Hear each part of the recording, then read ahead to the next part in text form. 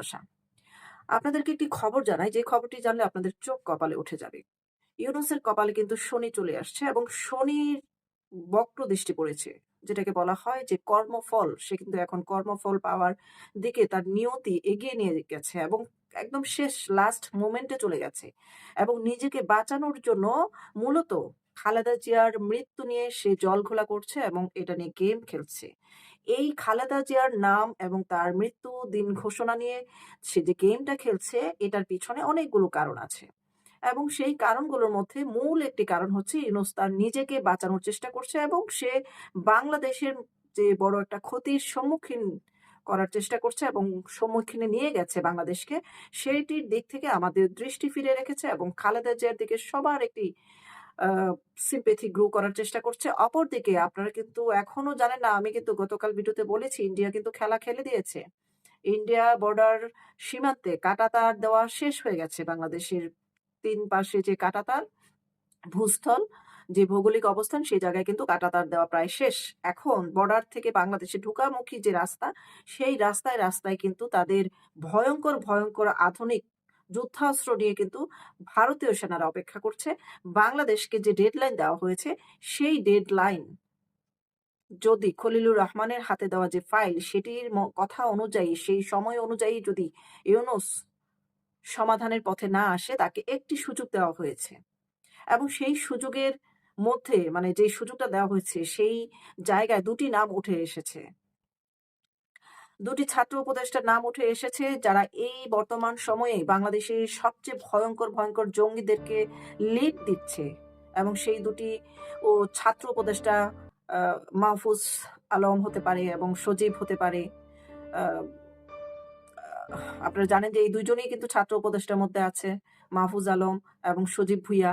এই ২ জনের নাম কিন্তু ভারতের সেই মানে রেড ফাইল যেটা দেওয়া হয়েছে ডোসিয়ার, সেখানে কিন্তু তাদের দুজনের নাম একদম মানে ফোকাস করে উল্লেখ করা হয়েছে যে এই ২ জন বসে জঙ্গিদেরকে যত তৎপরতা, সহযোগিতা, আর্থিক এবং স মানে ভৌগোলিক সব ধরনের ট্রেনিং, তাদের জামাকাপড় আপনারা দেখেছেন কয়েক মাস পূর্বে আর্মির মতো পোশাক বানিয়ে অবৈধভাবে কারখানা থেকে যে গ্রেফতার হলো, এগুলো অবৈধভাবে বানানো হচ্ছিল এবং তখন বলা হয়েছিল যে এই পোশাকগুলো যারা ওই যে জান্তার বিরুদ্ধে যুদ্ধ করছে আরাকান বাহিনী, তাদের জন্য বানানো হয়েছে। মূলত এটি বাংলাদেশের জঙ্গিদের জন্য বানানো হয়েছে।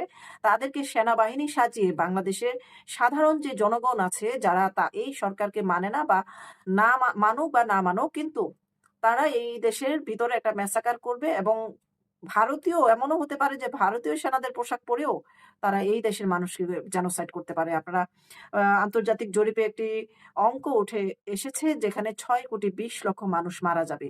তারা বিভিন্ন সভ্য ভাষায়, তারা গাণিতিক ভাষায় যেভাবে উল্লেখ করেছে, সেখানে বোঝাই যাচ্ছে স্পষ্টভাবে যে এই বাংলাদেশে একটি বড় ধরনের জেনোসাইড হতে চলেছে। সেটি হতে পারে ভারতের সাথে বাংলাদেশের যুদ্ধ, আবার হতে পারে পাকিস্তানের হাতে বাংলাদেশের মানুষ সেই ৭১ এর মতো আবার মৃত্যুবরণ করবে এবং সেটাতে সম্পূর্ণভাবে ৭১ এর সময় যেভাবে জামাত ইসলাম তাদেরকে সাপোর্ট করেছিল, এই বর্তমান সময়ে জামাত ইসলাম পুনরায় আবার তাদেরকে সেইভাবেই সমর্থন করে বাংলাদেশের ৬,২০,০০,০০০ মানুষকে মৃত্যুর দিকে ঠেলে দেবে।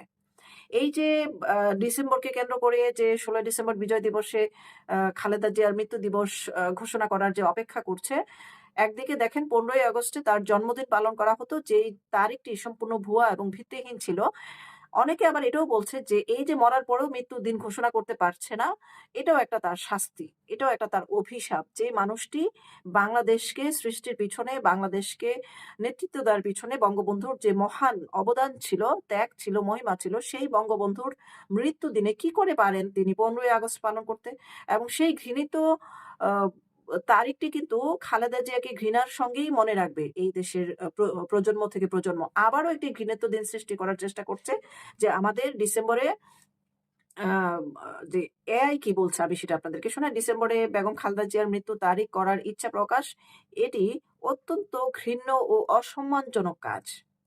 বাংলাদেশের স্বাধীনতা ও বিজয়ের এই পবিত্র দিনে যখন জাতি মহান মুক্তিযুদ্ধের শহীদের স্মরণ করে, তখন এমন একটি বিদ্বেষপূর্ণ মন্তব্য, রাজনৈতিক শিষ্টাচার এবং বিদ্বেষপূর্ণ আ মন্তব্য রাজনৈতিক শিষ্টাচার এবং মানবিক মূল্যবোধের চরম অবক্ষয় প্রকাশ করে। এই ধরনের মন্তব্যগুলি বিভিন্ন কারণে সমালোচিত এবং ঘৃণিত হয়। জাতীয় দিবস অসম্মান, ১৬ই ডিসেম্বর বাংলাদেশের বিজয়ের দিবস। এই দিনটি রাজনৈতিক মতাদর্শের ঊর্ধ্বে গিয়ে সমগ্র জাতির জন্য মানে উদযাপন করা হয়। এই দিনে রাজনৈতিক প্রতিপক্ষকে নিয়ে মৃত্যু কামনা করা মানে একটি জাতীয় চেতনার প্রতি অশ্রদ্ধা জানানো, অমানবিক এবং বিদ্বেষপূর্ণ। সুস্থ রাজনীতিতে মত পার্থক্য থাকতেই পারে। কিন্তু কোনো মানুষের মৃত্যু কামনা বা তার সেই দিন তারিখ ঘোষণা করা চরম অমানবিক এবং প্রতিহিংসাপরায়ণ মনোভাব পরিচয় দেয়। উস্কানিমূলক মন্তব্য দেশের রাজনৈতিক পরিবেশকে আরো বিষাক্ত করে তোলে এবং সমাজে বিভেদ সৃষ্টি করে। ইউনূস আসলে ভারতকে দেখাতে চাচ্ছে যে আমি প্রচন্ড ব্যস্ত সময় পার করছি খালেদা জিয়ার অসুস্থতা নিয়ে। সেইজন্য আমি এই দেশের যে জঙ্গি গোষ্ঠী আছে তাদেরকে যে পরিচ্ছন্ন করার একটি ডেডলাইন দেওয়া হয়েছে সেটি করার আমি সুযোগ পাচ্ছি না বা সময় পাচ্ছি না। এইটাই আসলে দেখানোর চেষ্টা করেছে মূলত, আর কিছুই নয়। অপরদিকে চাচ্ছে তারেক রহমানকে যেন দেখাতে পারে যে আমরা তো আপনার আসার জন্য অনেক সময় ধরে অপেক্ষা করছি। এদিকে আবার তারেক রহমান দেশে আসার বিষয়ে কি বলেছেন? যে তিনি এককভাবে এই সিদ্ধান্ত নিতে পারেন না। উনাকে ২ টি পক্ষ মেরে ফেলতে পারে বলে বিশ্লেষকরা ধারণা করছে। সেটি হচ্ছে জামাত ইসলাম, আরেক হচ্ছে সেনাবাহিনী। কারণ তিনি যখন বিএনপি ক্ষমতায় ছিল তখন নাকি অনেক সিনিয়র অফিসারদের সঙ্গে বেয়াদবি করেছেন এবং তাদের সাথে বিভিন্ন সময় অসৎ আচরণ করেছেন। আবার অপরপক্ষে জামাত ইসলাম এত বছর পর ক্ষমতায় আসার স্বপ্ন দেখছে, স্বাধীনতার ৫৪ বছর পর, যে স্বপ্নটি কোনোভাবেই তারা ধূলিসাৎ হতে দেখতে চান না। সেজন্য বাংলাদেশে পা রাখতে তিনি ভয় পাচ্ছেন। এবং আবার এমনও শুনছি যে এই তো কালকেই চলে আসবে, পরশু চলে আসবে। যদি চলে আসে তাহলে আমাদের কি আসে যায়? আসুক, তার মায়ের কাছে সে আসতেই পারে। পুত্র এবং মা এবং পুত্রের ভালোবাসা কেন এত সস্তা হয়ে গেল ক্ষমতার কাছে, এই আবেগের কাছে? সেটাই আসলে একটি বড় প্রশ্ন। কিন্তু ভারতের ডেডলাইন আপনারা কিন্তু খুব সহজভাবে নিবেন না। কারণ ভারত সমস্ত প্রস্তুতি নিয়ে বাংলাদেশের ভিতর এগিয়ে আসছে। যেকোনো সময় বারুদের গন্ধে বাংলাদেশের আকাশ অন্ধকার হয়ে যেতে পারে। সে সময় কিন্তু আর কেউ কাউকে দোষ দেওয়ার সুযোগ পাবো না এবং আমরা আমাদের এই দেশের মানুষের আর ওই যে বলে না যে ভারতকে সহজভাবে দেখলে হবে না। ভারতের যে অস্ত্র যেখানে সেখানে কিন্তু ফেলবে না। তারা এতটাই আধুনিক অস্ত্র তৈরি করেছে, তারা যার নাম লিখেই যে আমরা যেরকম মোবাইল নাম্বার সেভ করি, যার নাম লিখে তার নাম্বারে যখন ফোন করি, ঠিক তার নাম্বারেই কিন্তু ফোন কলটা বাজে। অন্য কোথাও কিন্তু বাজে না। আগে যেমন একটা সময় ছিল রং নাম্বারে ফোন চলে যেত। কারণ তখন আমরা নামটা সেভ করতাম না। নাম্বার টিপতে গিয়ে একটা ভুল হয়ে যেত। এখন যেরকম সেভ করে রাখি সেই নাম্বারে যেখানে খুশি ফোন দেওয়া যায়। যাকে খুশি দেওয়া যায়। কিন্তু নির্দিষ্ট লোকের কাছেই কিন্তু ফোনটা যায়। তো এই আধুনিক অস্ত্রটা এরকম হয়েছে যেখানে নাম, ঠিকানা, Google ম্যাপ এবং ছবি দেওয়া থাকবে ঠিক সেখানে গিয়েই কিন্তু হবে। মানে ব্লাস্ট হবে। আপনারা পাকিস্তানের সিঁদুর অপারেশন দেখেছেন? কোথাও কেউ খবর পাননি যে এক রাত্রে তারা অপারেশন কমপ্লিট করে ফেলল। পাকিস্তানের মানুষও ঘুমিয়েছিল, কেউ খবর পেল না। একদম সুনির্দিষ্ট তথ্য মোতাবেক সুনির্দিষ্ট জঙ্গিদের ঘরে ঢুকে কিন্তু কামান বা বারুদের অস্ত্র সেখানে ক্ষেপণ করা হয়েছে এবং তাদের সুনির্দিষ্ট লোকগুলোই কিন্তু মৃত্যুবরণ করেছে। তো বাংলাদেশে এরকম কিছু ঘটনা দেখার জন্য আমরা আসলে এখন অপেক্ষা করছি। এর বাইরে আমরা আর এর বাইরে কোনো খবর দিতে পারছি না। খুব শিগগিরই কিছু একটা হয়ে যাবে। ১৬ তারিখ পর্যন্ত মনে হয় না যে ভারত অপেক্ষা করবে। যে খালেদা জিয়ার মৃত্যু ঘোষণা কবে করবে সেজন্য ভারত বসে থাকবে না। তবে পুতিন ভারতে আসছে আগামীকাল ৪ তারিখ। মানে হচ্ছে আজকে ৪ তারিখ হয়ে গেছে অলরেডি। সকাল হলেই পুতিন ভারতে পা রাখবে। পুতিনের সঙ্গে সবচেয়ে গুরুত্বপূর্ণ যে বিষয়টি নিয়ে আলোচনা হবে সেটি হবে ভৌগোলিক ভূ-রাজনীতি। ভূ-রাজনীতিতে বাংলাদেশের যে স্বাধীনতা এটার পেছনে রাশিয়া এবং ভারতের অনেক বিশাল বড় অবদান ছিল।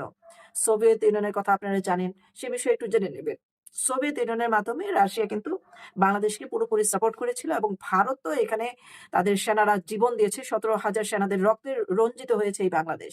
সেই বাংলাদেশ পাকিস্তান এসে আবার দখল করে নিয়ে যাবে, এটা ভারত কখনো হতে দেবে না। সে কারণে পুতিন প্লেনে ওঠার পূর্বেই বা ওঠার সঙ্গেই তাদের যে সমঝোতা চুক্তি কিছু একটা হতে পারে যে এই বাংলাদেশকে আবার জঙ্গিমুক্ত করতে যে সহযোগিতা দরকার সেই সহযোগিতায় পুতিনের সাথে চুক্তি হতে পারে। চুক্তি হয়ে যাওয়ার সঙ্গেই কিন্তু ভারত তার অ্যাকশনে নেমে যাবে এবং এটাই এখন পর্যন্ত ফাইনাল খবর। আর এই ভিডিওটি ভালো লাগলে